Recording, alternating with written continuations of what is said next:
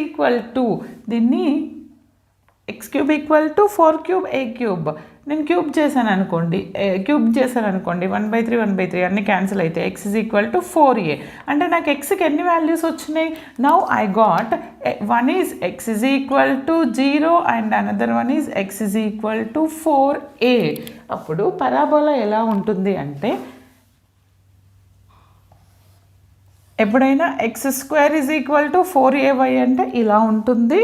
Okay, this is x square is equal to 4ay. ఇందాక మనం x square is equal to y చూసాం కదా.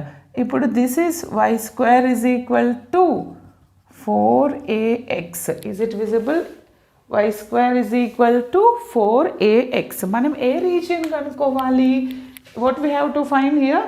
area covered by these two, point of intersection, this area.